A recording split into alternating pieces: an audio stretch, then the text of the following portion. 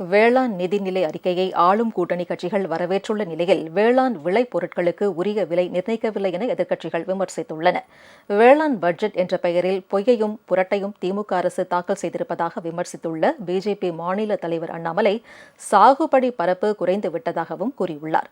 கடந்த 2022-23 ஆண்டில் 155 லட்சம் ஏக்கராக இருந்த சாகுபடி பரப்பு தற்போது 151 லட்சம் ஏக்கராக குறைந்திருப்பதாக அண்ணாமலை கூறியுள்ளார். உழவர் சேவை மையங்கள், கோடை உழவு திட்டம் போன்ற அறிவிப்புகளை வரவேற்றுள்ள பாமக நிறுவனர் ராமதாஸ், பாசன திட்டம் மற்றும் விளைபொருட்களின் கொள்முதல் விலைகளை அதிகரிக்காதது ஏமாற்றம் அளிப்பதாக கூறியுள்ளார். விவசாயத்தை பாதுகாக்கவும் விவசாயிகளின் வாழ்வாதாரத்தை மேம்படுத்தவும் எந்த வகையிலும் உதவாத வெற்று அறிக்கை என அமமுக பொதுச் செயலாளர் டிடிவி தினகரன் விமர்சித்துள்ளார். முன்னாள் முதல்வர் ஓ பன்னீர்செல்வம், இந்திய கம்யூனிஸ்ட் மாநில செயலாளர் முத்தரசன் ஆகியோரும் கருத்து தெரிவித்துள்ளனர்.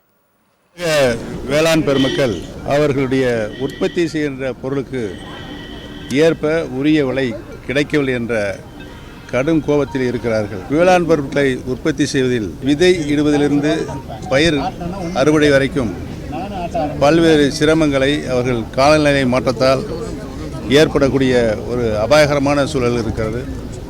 அதற்கு நிவாரணமாக இந்த வேளாண்மை துறையில் அவர்களுக்கு நிவாரணம் வழங்கப்படவில்லை என்பதுதான் எங்களுடைய கருத்தாக இருக்கிறது. முதலமைச்சர் உழவர் பாதுகாப்பு திட்டத்தின் கீழ் பயன்பெறக்கூடிய பயனாளிகள், குறிப்பாக நிலமற்ற விவசாய தொழிலாளர்களுக்கான அந்த உதவித் தொகைகள் அதிகரிக்கப்பட்டிருக்கிறது.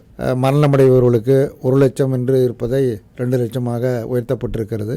அதே மாதிரி காயமடைந்தவர்களுக்குரிய நிதியும் 1 லட்சமாக உயர்த்தப்பட்டிருக்கிறது.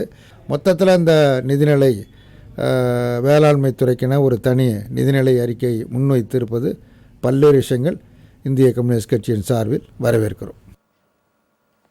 இதனிடையே கரும்புக்கு டன்னுக்கு 4000 ரூபாய் வழங்க வேண்டும் என்று தமிழ்நாடு கரும்பு விவசாயிகள் வலியுறுத்தியுள்ளனர்.